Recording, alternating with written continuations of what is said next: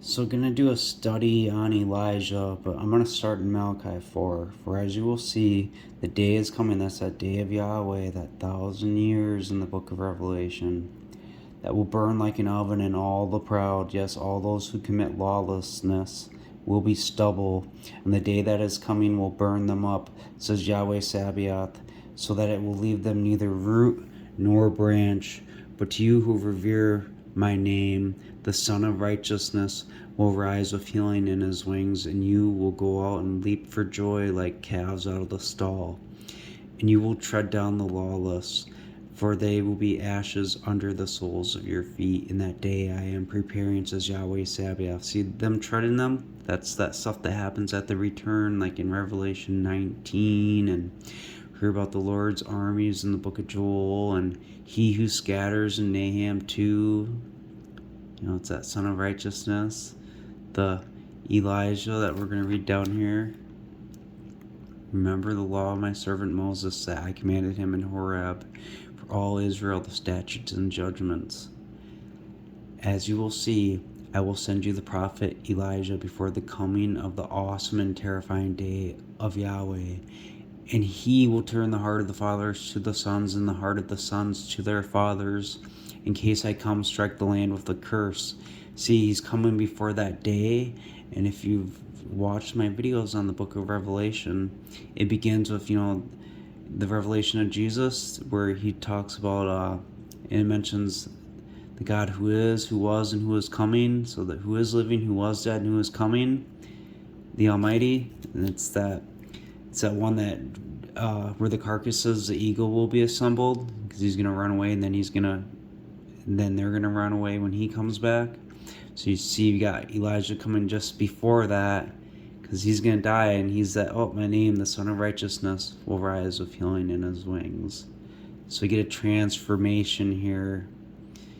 And you can see little types and shadows in Elijah's story, because he was like a yoked animal at the time too. Deuteronomy 33:13-17, it's speaking of Joseph, and he's blessed with all these blessings. He's got the fullness of everything, the land, all that fills in. Favor of him who lived in the bush, let it come on the head of Joseph, and on the top of the head of him who was set apart from his brothers. He is holy from his brothers, set apart by God. Like the firstborn of the bullock is his glory. The firstborn bullock, they're destined to be slaughtered. And the horns of a wild oxen, that's a different type of oxen. They're a lot bigger. It's a transformation here. Just like a transformation we see with that Elijah and Malachi. Because he's Elijah, but then he becomes the Son of Righteousness. So, and the horns of a wild ox are his horns, just like his crowns, and with them he will gore the peoples to the ends of the earth. These are the 10,000s of Ephraim and the thousands of Manasseh. Because Manasseh, from the birthright promise, he was coming first, and then Ephraim second. This is a prophecy that Joseph descendant is going to die and be resurrected, and he's going to be something else when he's resurrected, to something more glorious. Not going to be a yoked animal like the firstborn bullock is a yoked animal destined to be slaughtered. You can't yoke a wild oxen. 1 Kings 17, verse 1, and Elijah the Tishbite, who was among the sojourners of Gilead, said to Ahab, as Yahweh Elohim of Israel lives, before whom I stand, there will not be night mist or rain in the coming years except at my word. Now look, a sojourner of Gilead, that's someone who's of Manasseh. Check it out. Numbers 26, verse 28. The sons of Joseph in their families, Manasseh and Ephraim. Of the sons of Manasseh, of Mature, the families of the Maturites, and Mature fathered Gilead. So out of Gilead comes a family of the Gileadites. So we see like a Manasseh reference with Elijah, and now check it out with the not be a night mist or rain in the coming years, except at my word. It kind of reminds me of like a famine. Amos 8. And it will come to pass in that day, declares Adonai Yahweh, that I will cause the sun to go down at noon, and I will darken the earth in the day of light. I think that sun of righteousness will rise, and I will turn your festivals into mourning, and all your songs into lamentation, and I will bring sackcloth on all loins. See, Jacob put sackcloth on his loins when he thought Joseph was dead. It's a figure of speech. Like the two witnesses putting on sackcloth. It's because he's going to die. So in baldness on every head, and I will make it like mourning for an only son in its end, like a bitter day. Now look, the days are coming, declares Adonai Yahweh, that I will send a famine in the land, not a famine of bread, nor thirst for water, but of hearing the words of Yahweh. See, they will wander from sea to sea, and from north to east they will run about to search for the word of Yahweh, and they will not find it. So, and in that day, the fair virgins and the young men will faint for thirst. Those who swear by the trespass of Samaria will say, your God Dan lives. It should say Judah, really. And the way of Beersheba lives will fall, and they will never rise again. Because they always say from wherever to Beersheba, and it's a clear Judah reference, and it's one of those passages that they just lie about it and put it in there. But, because see, what Samaria did, they started mixing with other peoples of the land when Israelites are, supposed to stick to Israelites. And that's what Judah, the first children he ever had, he had it with a Canaanite, and you're not supposed to do that. And so that's why the trespass of Samaria is like that original trespass that Judah did. Your God Judah lives. And yeah, just another reference with that. But even here in that day I will raise up the tabernacle of David that has fallen down. I will wall up its damages, and I will raise up its ruins, and I will build it as in the days of old. And speaking of, the days of David, go back to chapter 6, and so trust in the mountain of Samaria, the men of Nain, the chief of the nations, to whom the people of Israel came, and you get down to verse 5, who break out in song to the sound of a flute, inventing for yourselves instruments of song like David, who drink wine in bowls, and anoint yourself with the best of ointments. But do not afflict yourselves for the ruin of Joseph. Just look at that. He's talking about David, like King David, that's going to be ruined. But there's also a ruin of Joseph. Could be that King David is from the tribe of Joseph, and there's an Elijah reference too, drinking wine in bowls, and anoint yourself with the best of ointments. Is that something what the David of the promise does? So it seems pretty clear though that those people just didn't listen to Elijah, like in the type and shadows of that. If the coming Elijah, it's going to have shadows from this story and like what we read in Amos. Speaking about that same day, and people just not listening and going everywhere to get the word, but they just don't hear him because they're not listening to the prophet. Not a majority of people, anyways. There's a remnant though. So the word of Yahweh came to him, saying, get yourself from here and turn eastwards and hide yourself by the Wadi Cherith that flow into the Jordan, and it will come to pass that you will drink from the wadi, and I have commanded the ravens to feed you there. So he went and acted in keeping with the word of Yahweh, for he went and lived by the Wadi Cherith that flows into the Jordan. Think the swelling of the Jordan too. That's something that just kind of came to me reading Jordan twice with Jeremiah. The swelling of the Jordan, he will run away, and then they come back. Who is this chosen man? Just more connections with that day of Yahweh. Elijah and all these connections. And the ravens brought him bread and flesh in the morning, and the bread and flesh in the evening. It's almost like we're reading wine and oil. Jesus said his body was, bread. But, yeah. And he drank from the wadi. It came to pass after a while that the wadi dried up because there had been no rain in the land. The word of Yahweh came to him, rise up, get yourself to Zarephath, which belongs to Zidon, and live there. As you will see, I have commanded a widow woman there to sustain you. So he rose up and went to Zarephath, and when he came to the gate of the city, indeed the woman was there gathering sticks, and he called to her, and he said, please fetch me a little water in a jug so I can drink.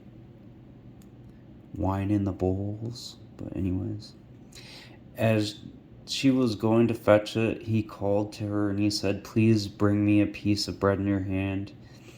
And she said, as Yahweh your Elohim lives, I do not have a cake, but the fullness of a hand of flour in a barrel. Fullness of the nations, Ephraim? No. And a little oil in the jar. And look now, I am gathering 2 sticks. It's like 2 witnesses. No. So I can go in and dress it for myself and my son. Could it be a woman and her son? Maybe? I don't know. Maybe. But so that we can eat it, then die. Because like the witnesses are gonna die, and there's a type and shadow of eating it and dying. I'll show you. So you get to Revelation 10, you get that mighty messenger coming down from the sky, clothed with the cloud and a rainbow over his head, and so he's got a scroll in his hands, and you get down here a little bit more, and a voice that I heard out of the sky was again speaking with me, saying, go, take the little scroll opened in the hand of the messenger standing on the sea and on the earth. And I went off to the messengers, asking him to give me the little scroll, and he said to me, take it and eat, and it will make your belly bitter, but in your mouth will be as sweet as honey. That's the same thing shown in Ezekiel, I think it's chapter 1 or 2 or 3, one of those chapters. And I took the scroll out of the hand of the messenger and I ate it, and in my mouth it was as sweet as honey, and as soon as I had eaten it, my stomach was made bitter. He said to me, you must prophesy concerning many peoples, nations and languages and kings. Leviticus 10:12 for the type and shadows. And Moses spoke to Aaron and to Eleazar and Ithamar, his sons, who were left. So it's like Jesus to Elijah, and then that woman and her son with the sticks, kind of in type and shadows. But or you could say Jesus, then the Elijah one, and then the 2 witnesses. So his sons who were left take the meal offering that remains from the offerings of Yahweh made by fire. Was Jesus not an offering made by fire? And eat it without leaven. Jesus was that bread without leaven beside the altar, for it is especially dedicated. And you shall eat it in the sanctuary. And there's types and shadows of this written in Hebrews chapter 9.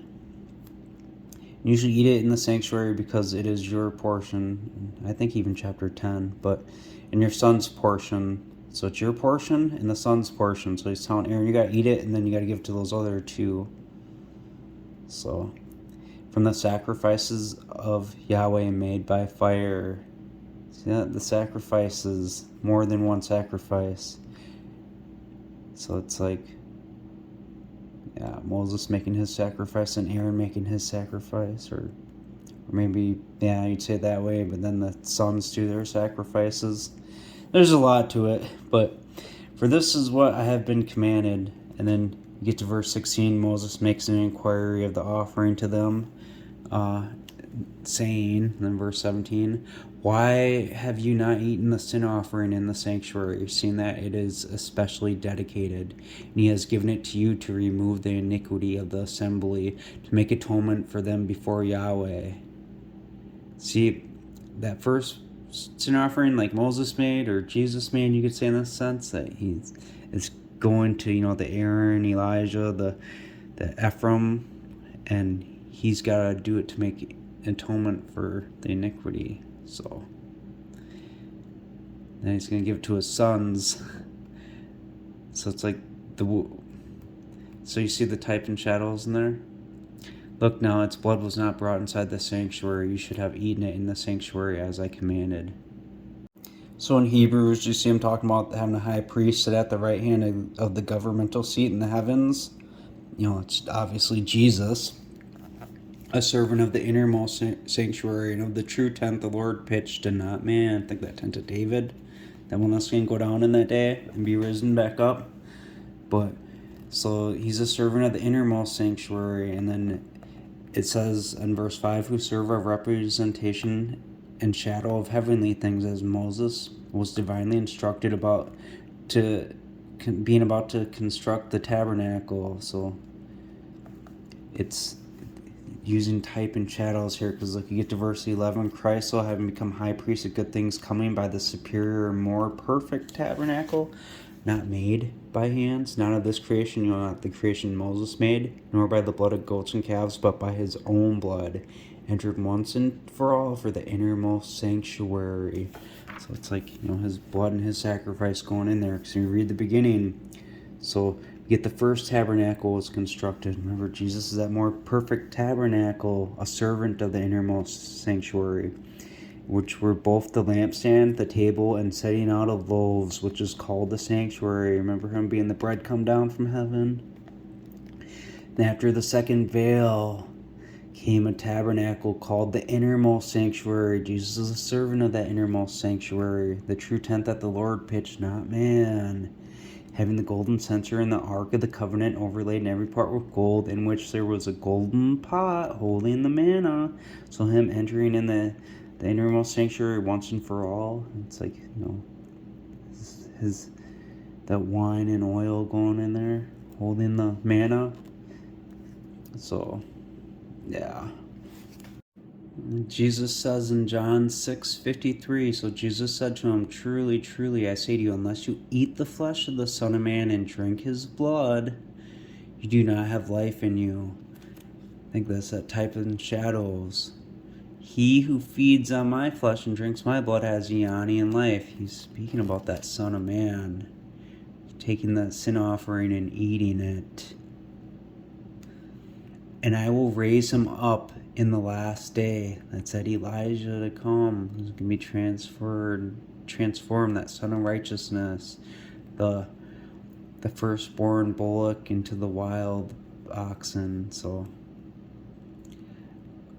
for my flesh most truly is food, and my blood most truly is drink. He who feeds on my flesh and drinks my blood remains in me, and I in him.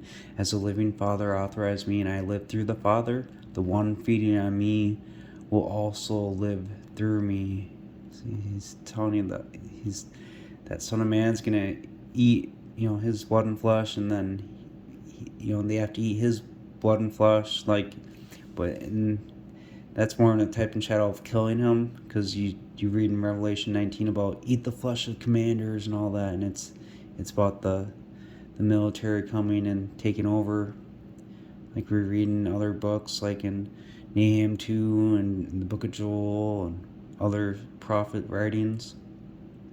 But this is the bread come down from heaven, not comparable to how your fathers ate the manna and died.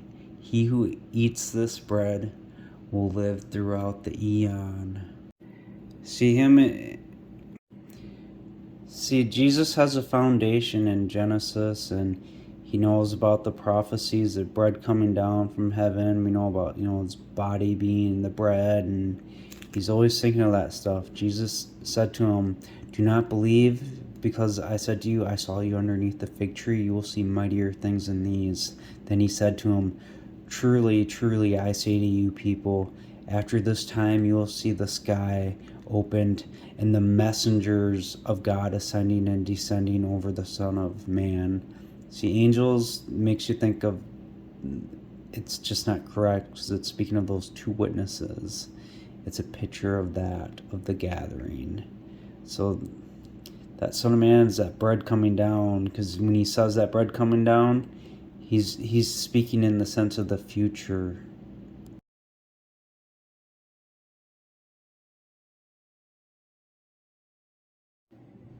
Jesus knows about Jacob's dream in Genesis 28, with the messengers of Elohim ascending and descending. It says on it, but if you seen what I just showed, how it said over the Son of Man in John 1:51, it could be translated, before the Son of Man. So like, because right in front of them, whatever, they're ascending because of the resurrection, then descending for the gathering. So I'm going to show you the word here. It's not even anything that they let you translate. It doesn't even show.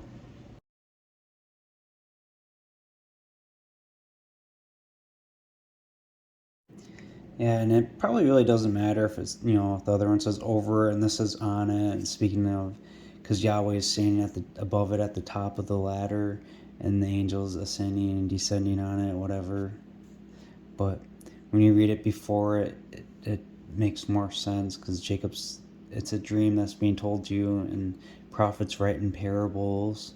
This is just a picture of that Revelation 14 and the gathering, because Yahweh was standing above it saying, I am Yahweh Elohim of your father Abraham and Elohim of Isaac. The land which you are lying I give to you and to your seed. And he's in Bethel. And to your seed will be as the dust of the earth, and you will spread out to the west, to the east, to the north, and to the south. This is, Israel being scattered about everywhere, before the gathering. And in you and in your seed all the families of the earth will be blessed. So that you got that in you.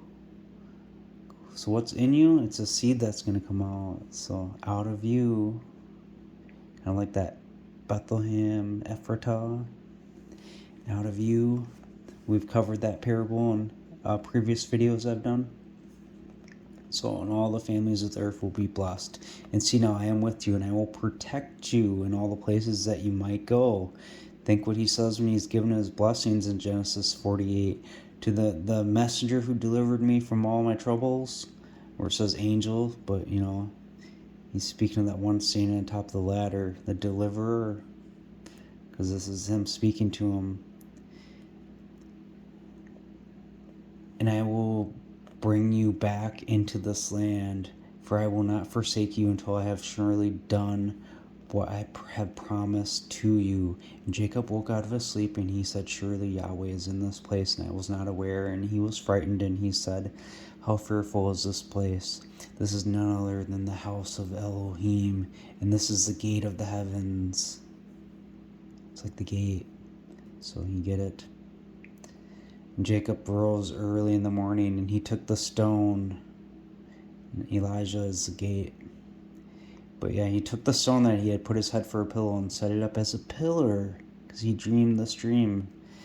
And he poured oil on it, and he called the name of the place Bethel, for the name of that city had first been Luz. And Jacob made a solemn vow, saying, if Elohim will be with me and keep me in my ways, I should go and give me bread to eat and clothing to put on. There's types and shadows of that in Zechariah, with the Joshua coming up to the messenger of Yahweh. And he gives him a new turban, clean turban, and clothes to put on, so that I return in peace to my father's house. And then remember what else Jacob said about the boys when he blessed them? Let my name be in them. So then Yahweh will be my Elohim. And this rock, because you can also say in like a parable and kind of allegory, that seed that's in them that's going to come out of him, like it was just, mentioned in verse 12, I think, and in you and in your seed all the families will be blessed. So anyways, in this rock that I have set for a pillar will become the house of Elohim, and everything you gave to me I will surely give a tenth to you.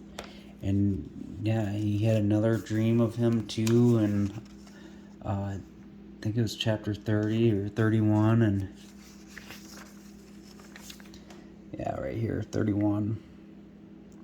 And the angel, or messenger of Elohim, said to me in a dream, Jacob. And I said, here I am. And he said, now lift your eyes and see that all the rams that leap on the livestock are ring-streaked, speckled, and gray-spotted. think you will leap like calves out of the stall? Malachi 4. For I have seen everything Laban does to you. I am El of Bethel, that one that was standing on top of the ladder, where you anointed the pillar, where you made a solemn vow to me. Now rise up and go out from this land and return to the land of your forefathers. Boom. This the same one he sees in Genesis 32, and Jacob was alone, and he wrestled with him until the rising of the dawn. And when he went and laid his head in the pillow in Bethel, he the sun went down, and now it's coming up here. And he saw him, and that he was not able to prevail against him. He struck the hollow of his thigh, and the hollow of Jacob's thigh was disjointed as he wrestled with him. He's gonna have that name on his thigh too, King of Kings. But obviously that hollow of Jacob's thigh isn't the hollow of that messenger's thigh, but maybe that's a connection they might want you to think of when you read that, to get you to go back to Genesis if you actually study. So, and he blessed him there, because he said, tell me your name. And he said, why did you ask for my name? And he blessed him there, and Jacob called the name of that place Peniel, for I have seen Elohim face to face, yet my life is preserved. And as he passed over Peniel, the sun rose over him. It's like that sun of righteousness. And he went lamely on his thigh. So then you get to chapter 35, and he speaks more of that place too. Jacob came to Luz, which had in the land of Canaan, that is Bethel, and he and all the people with him, and he built an altar there, and he called the place El Bethel, because Elohim revealed himself to him there when he fled from the face of his brother. So that's when he wrestled with the messenger there, and he seen him in those dreams, the Jacob's ladder dream, and then when he told him to, I am El Bethel, and that's how I knew to wrestle with him, because he was like, oh, that's the one from the dream, that's the one that's going to deliver us from everything, like he told me in Genesis 28 he would. So, and Elohim appeared to Jacob when he came out of Paddan Aram. He blessed him, and Elohim said to him, your name is Jacob. That's when he wrestled with the angel, and he asked for a blessing. He didn't really tell you what it is, but now it's telling you, your name shall no more be called Jacob, but Israel will be your name. And he called his name Israel, and Elohim said to him, I am El Shaddai. Be fruitful and multiply. A nation and a company of nations will come from you, and kings will come out of your loins. Now those kings, we find out in Genesis 48 is when he takes the birthright blessings to Ephraim and Manasseh. Because the kings mentioned here is the two kings. Not multiple kings that are going to come out. Which could be to a point with the nation and company of nations, but because there's more he probably told them beyond what is written here. And that's where you get those birthrights. So in the land I promised to give Abraham and Isaac, I will give to you and to your seed after you. I will give the land. So he's going to give them to that seed, that of the birthright. And he made a pillar in the place where he talked to him, a pillar of stone, and he poured a drink offering on it, and he poured oil on it. It's like water and oil, wine and oil, almost more types and shadows. And Jacob called the name of that place where El spoke of him Bethel. And look, and they traveled from Bethel, and there was still a short way to travel to Ephraim.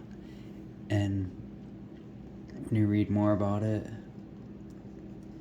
Rachel died, and she was buried on the road to Ephraim, which is Bethlehem. Ephraim is Bethlehem. So Jacob just tells Joseph what happened. El Shaddai appeared to me in Luz in the land of Canaan. He blessed me, told him he'd make him fruitful, multiply him, make him accompany peoples. Remember, he said kings will come out of your loins and all that. And then boom, then he says, now your two sons, Ephraim and Manasseh. Let's see, he's expounding more here. They will be mine. Then he says, speaking of Ephraim and Manasseh, they shall be called after the name of their brothers and their inheritance. Their brothers are going to be called Christians. Those company peoples will be. So they, Ephraim and Manasseh, will be called after that name. They will be called Christ. Because remember, he says his seed will inherit that land when they return back there. Yeah. And just like he says in verse 11, I had not thought to see your face, but look, Elohim has shown me your seed. He's talking about his descendant to Joseph. The one that, look, he's giving him the birthright to Ephraim and Manasseh as he's blessing him. Do you know he himself who fed me all my life long to this day? The angel, the messenger who delivered me from every evil. Like he told me he was going to deliver him from all that stuff in Genesis 28. Then boom, he puts his hands on them. He said he will become a people that's Christians, that's speaking of Jesus, and he will be eminent, the king. But truly his younger brother will be more eminent than him, and his seed will be, and that's the word for fullness of nations. See, back in John, all of them know about the prophecies and stuff too back then. They had a better foundation than we do now, at least. Philip found Nathanael, and he said to him, "We have found him whom Moses wrote about in the law and the prophets, Jesus, the son of Joseph from Nazareth." And so is it possible for anything good to come out of Nazareth? But yeah, so the messengers of God ascending and descending before the Son of Man. And now check out what he says here in chapter 3 of John. So he said, Jesus answered and said to him, "Are you the teacher of Israel, and you have not come to know these things? Truly, truly, I say to you, we speak what we know, and we give testimony to what we have seen, but you do not receive our testimony. If I have told you earthly things and you do not believe, how will you believe if I have told you the most exalted things? And nobody has ascended into heaven except the one come down from heaven, the Son of Man who is in the heavenly one." He's speaking future prophecy, because we know that the Son of Man, being the Son of Jesus, he is in the heavenly one, just like it was said to Jacob that that your seed in you and going to come out of you. And now I mentioned that Micah 5:2 now that Bethlehem of Ephratah. So though you be least among the thousands of Judah, because he's speaking to the one coming out, that first one, the Manasseh, there's the thousands and 10,000s. Then it says, out of you will become one to be ruler in Israel. So he would know right away too that that's going to that Yahweh standing on the top of the ladder, the house of Yahweh, the stone of Israel, where he poured the oil on. So, Son of Man who was in the heavenly one. Speaking of Joseph, from the shepherd, the stone of Israel. Because in Genesis 49, Jacob called his sons, "Gather yourselves so I can tell you what will befall you in the last days." Those last couple thousand years. So Joseph being a fruitful bowl, that's a main branch of a tree.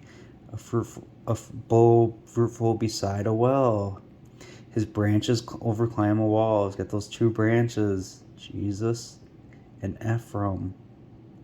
The one to come first and the second one. So from the hands of the Hahavir of Jacob, from the mighty one of Jacob, Rahah is the shepherd, even as stone. He poured the oil on the stone because it represented the house of Yahweh. It was the one standing on top of the ladder, the one that blessed him. So from the shepherd, Jesus, the good shepherd, the stone of Israel. But you, Bethlehem of Ephratah, being least among the thousands of Judah. 1 Chronicles 7 gives a genealogy of Ephraim and Manasseh, and it mentions Bethel and its towns lived the sons of Joseph. And Ephratah is a short walk from Bethel, and Ephraim, which is Bethlehem. So saying Ephraim, you are saying Bethlehem. This is how they got around the lion pen of the scribes, doing it like this. Out of you will come for me one to become ruler in Israel. So Jesus knew that this was speaking to him, being that one of Bethlehem of Ephratah. So, yeah, he's the heavenly one that the Son of Man is in. It's going to come out of you. Jesus said, John 7:38, "Whoever believes in me, just as the scroll said to me, out of his insides will flow rivers of living water." But he spoke this referring to the Spirit, which those believing in him were about to receive, because the Holy Spirit had not yet come. See, Joseph was separated from his brothers, because Jesus had not yet been glorified. He had to have the one come first and then the other one second. They even reference that Bethlehem, that Micah prophecy.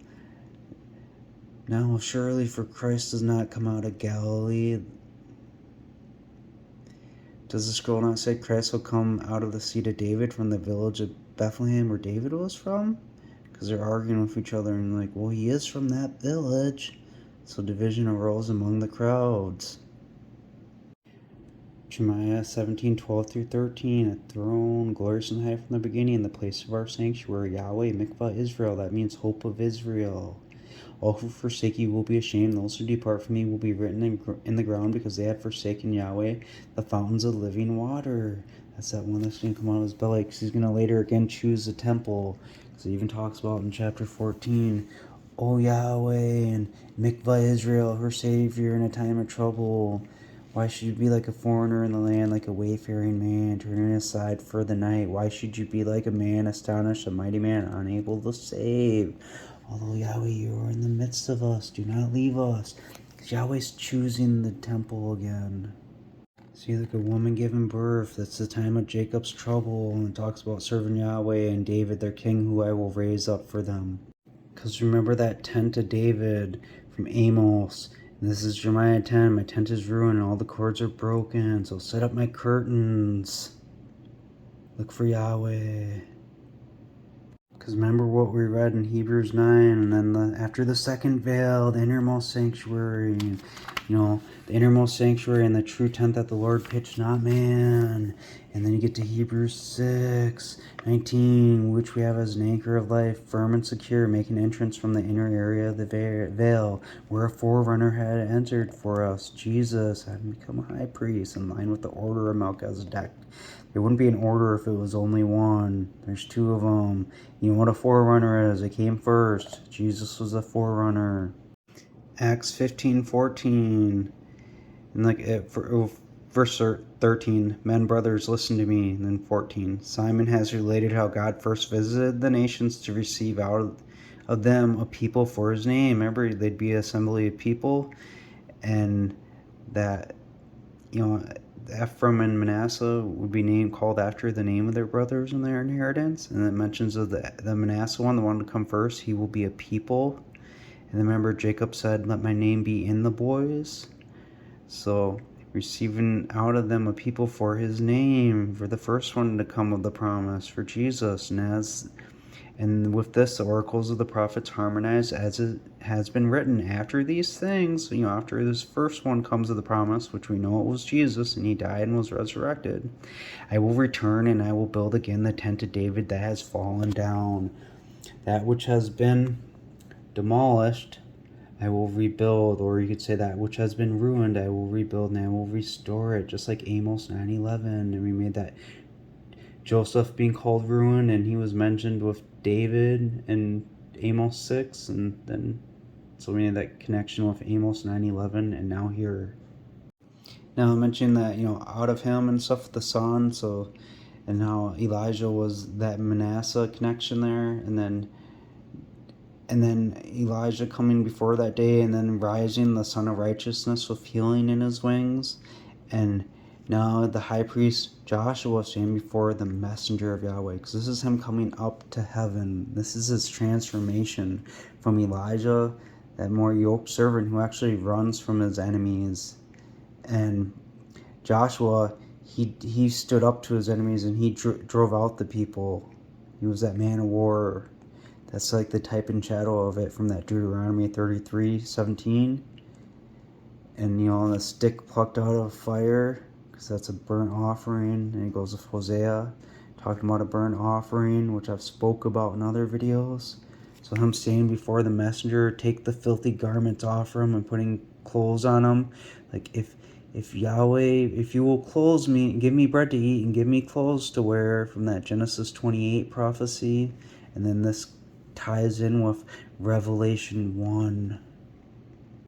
And it just does more of the same with Joshua, and then, the other messenger, but it gives him a name here, but it's type and shadows of that Elijah, the Son of Righteousness, rising, and then, Jesus in type and shadows, because the chariots came out between the two mountains. The mountains were mountains of bronze. think the mountains in Revelation are kings and peoples, and think so those mountains of bronze, the Son of Man in Revelation book has feet of bronze, so it's like signaling, being the king of those nations with the bronze feet. So, and then get down to here. In that same day, the house of Josiah, son of Zephaniah, then take silver and gold, make crowns, and place them on the head of Joshua. Remember, he was the high priest in chapter 3. The son of the high priest, Jehozadak. He's that angel. It says angel of Yahweh, but it's a messenger of Yahweh. So it's just typing shadows of the Ephraim Christ and then Jesus, the Manasseh one that came first. So, and it tells you right here, the son of the high priest. He's the branch. And indeed, he will build the temple of Yahweh, and he will bear his glorious splendor, and he will sit and rule on the throne, and he will become a priest on his throne, and the council of Shalom will be between the two of them. So back in 1 Kings 17, so we got Elijah the Tishbite, from the sojourner from Gilead, those of Manasseh, and go to that woman that's gathering the sticks with the jar of the oil, or however it was worded. The hand of flour and a little oil in a jar. And he said, that the barrel of flour will not waste, nor will the jar of oil fail until the day Yahweh sends rain on the land. Makes me think of Joel, speaking about that former rain and the latter rain, and in the last days. You get that first rain, then that latter one. So 1 Kings 19, and in chapter 18, it was just Elijah going up against those other prophets of Baal and challenging them, and then Ahab told Jezebel everything Elijah had done and how he had executed all the prophets with the sword. So he was a little bit of a warrior too, but this is kind of the yoked part I was talking about. So when Jezebel sent a messenger to Elijah, so let the gods do to me and more as well, if I do not make your life like the life of one of them by tomorrow about this time. And when he saw, he rose up and ran for his life. See, he was running away. I guess maybe saying yoked might not be the best term for that, but anyways, and he came to Beersheba, which belongs to Judah. Remember what I said about that Beersheba stuff earlier in this video? And he left his servant there, but he himself went a day's journey into the wilderness. And he came and sat down under a juniper tree, and he made a request for his life, that he might die. And he said, "It is enough now, O Yahweh, take away my life, for I am no better than my fathers." And as he lay and slept under a juniper tree, all of a sudden an angel touched him, or a messenger touched him. And he said to him, "Rise up and eat." It's kind of a type and shadow too. And he looked, and what did he see but a cake baked on burning stones and a jar of water by his head? And he ate and drank and laid himself down again. So look, you remember he said about the Son of Man would eat, the blood and flesh, and his blood and flesh truly is food. And even the disciples were like, "What is this speech? It's hard to understand." And you can kind of see type and shadows of it right here. And he talks about Elijah coming in the last day. And the messenger came again, and the second time touched him, and he said, "Rise up and eat, because the journey is too much for you." So that kind of takes me to John 12. But Jesus answered him, saying, "The hour has come for the Son of Man to be glorified. Truly, truly, I say to you, unless a grain of wheat falling in the ground should die, it remains alone. But if it should die, it bears much fruit." And this kind of goes with, I think it's in the book of Joel. I've done a video on it. But you keep reading in here, and it gets that stuff about the coal. So if you just read through chapter 12, just kind of time's sake. But so he's speaking all these things. Then he departed and was hidden from them. So, although he had performed so many signs in their presence, they did not believe him, so that the oracle of the prophet Isaiah might be fulfilled, which said, "Lord, who has believed our report, and to whom has the arm of the Lord been revealed?" By this account they were unable to believe, because additionally Isaiah said, He has blinded their eyes and hardened their hearts, so that they do not see with their eyes or understand with their heart and become converted, and I would heal them. And Isaiah said these things when he saw his glory and spoke about him. Who was his glory he saw? Was it Jesus' glory, that hope of Israel, the mystery Christ in you, hope of glory, Colossians 1:27? Now this is Isaiah 6. We're going to go to it. Isaiah 6:1. In the year of the death of King Uzziah, I also saw clearly Adonai sitting on his throne, high and lifted up. Think his throne, high and glorious from the beginning, the place of his sanctuary. The living waters, Yahweh Mikvah. And it says Isaiah saw his glory.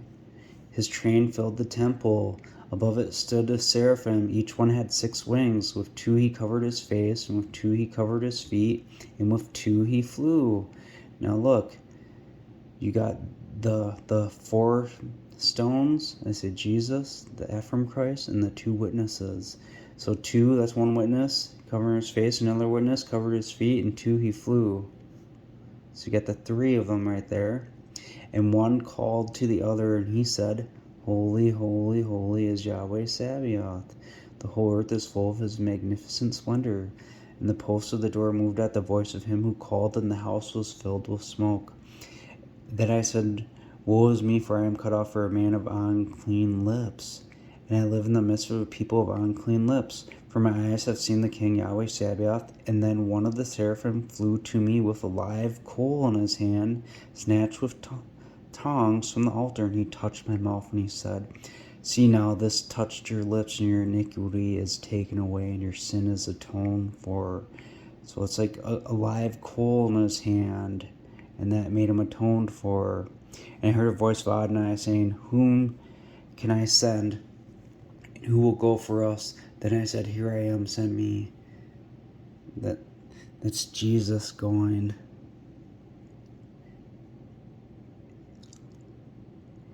And he said, Go and tell this people, in hearing you hear, but you do not understand, and in seeing you see, but you do not perceive. So 1 Kings 19:6. So I see that messenger touching him, rise up and eat. And look, what do you see? Cake baked. It's like bread baked. Bread come down on burning stones. That's like that live coal. And a jar of water. That's like the blood, the wine. It just came to him when he was under the tree. It touched him, and he woke up and rise up and eat. That was just there. And he ate and drank and laid himself down.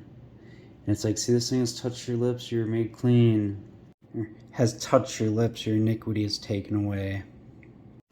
Ecclesiastes 1:9. That which has been is what will be, and that which is done is what will be done, and there is nothing new under the sun. See, that story from Elijah, it takes me to like another event that's happened to me with Yahweh and stuff. And this one wasn't a vision. This one was an actual like experience.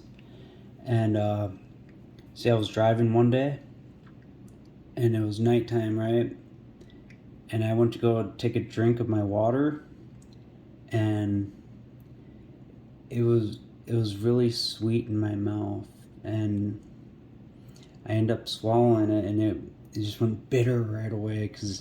And then I realized, like, this tastes like blood, I thought. And I turned my dome light on, and it was a golden oil in my water, like, and I had that water all day. It was good. So to see that it was like an oil color, and I could see like a hue of like blood in there, like there was like a drop of blood or so in there. I could see it, and I knew it was something that Yahweh had done, because I was speaking with him before then. And so what happened, I knew about the story of David and stuff, and I knew that oil was good, and so I just started chugging it, and then I stopped, and I remembered that, Samuel put oil on their heads or whatever, and so I remember that. So before I finished, I took some and I smeared it across my forehead, and then I finished the rest. I probably had some drip down my beard even a little because I chugged it so quick.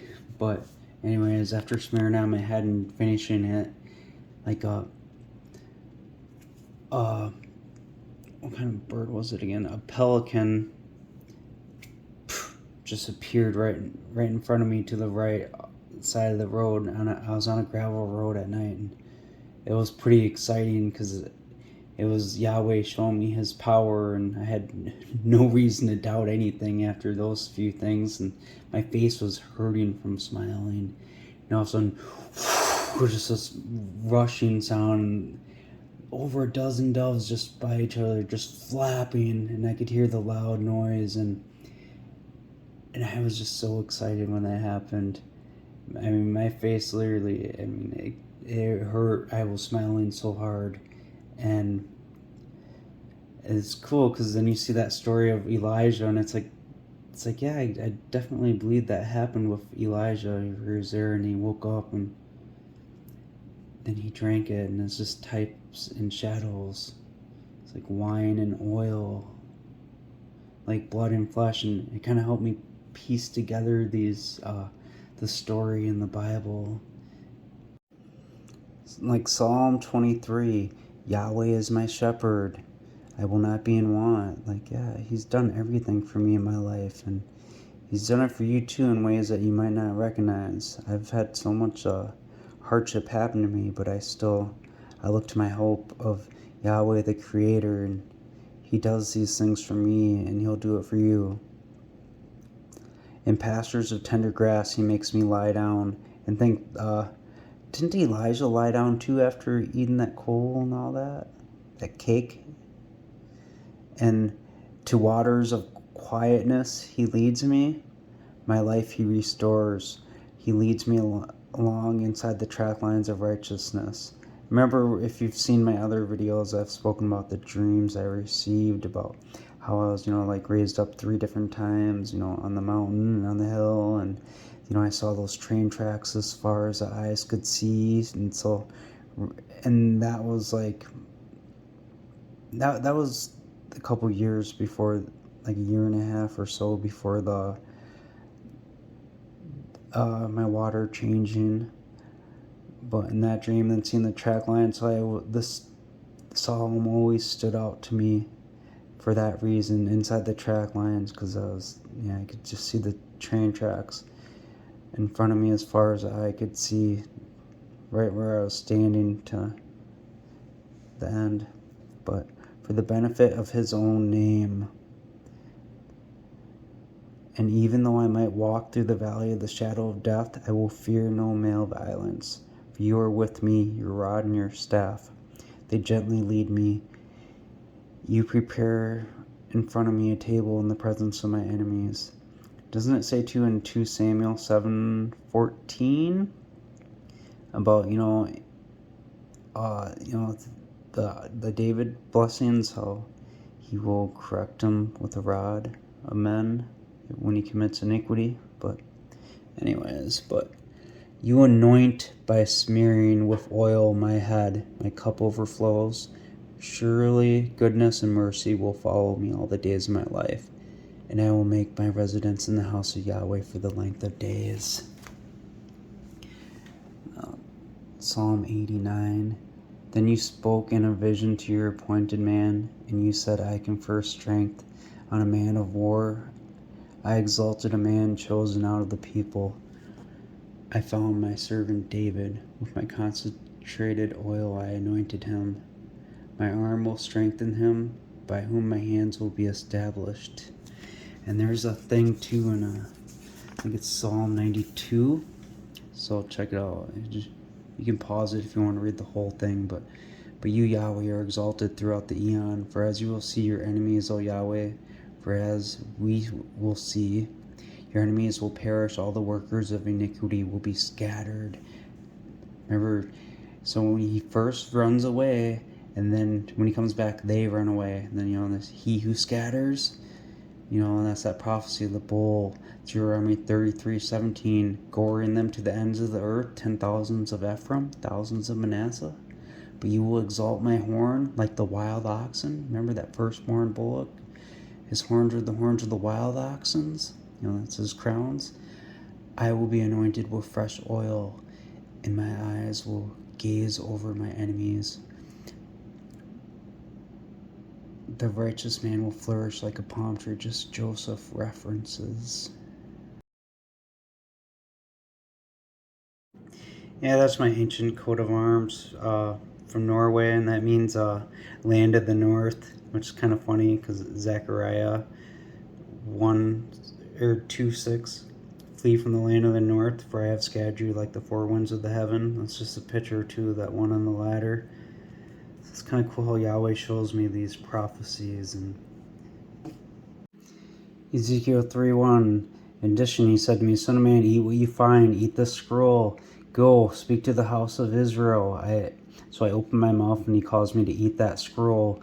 And he said to me, Son of Adam, cause your belly to eat, fill your bowels with the scroll that I give you. Then I ate it, and it was in my mouth like honey for sweetness. And he said to me, Son of Adam, go to the house of Israel and speak with my words to them. For you are sent not to a people of strange speech and of a hard language, but to the house of Israel, not to many peoples of a strange speech and of a hard language, whose words you cannot understand. Surely had I sent you to them, they would have listened to you. But the house of Israel are not willing to listen to you, for they will not listen to me. For all the house of Israel are strong of forehead and stubborn of heart. See, now I have made your face strong against their faces, and your forehead strong against their foreheads, like an adamant stone harder than flint. I have made your forehead. Do not fear them, nor be dismayed at their looks, although they are a house of rebellion. In addition, he said to me, Son of Adam, all my words that I will speak to you, receive in your heart and hear in your ears, and go, get to those of the captivity, to the sons of your people, and speak to them, and tell them, Adonai Yahweh says this, whether they hear or whether they refuse. Then the Spirit took a hold of me, and I heard behind me the sound of a mighty rushing, saying, Exalted be the magnificent splendor of Yahweh from his place, and the noise of the wings of the living creatures that touched each other, and the noise of the wheels opposite them, and the noise of a mighty rushing. So the Spirit lifted me up and took me away, and I went in bitterness in the heat of my spirit, but the hand of Yahweh was strong on me. So we kind of see the little secret here, is that messenger and having the scroll in his hands, and he gives it to them to eat. It's that type and shadow of Leviticus 10 and what Jesus said about eating the flesh of the Son of Man and all that.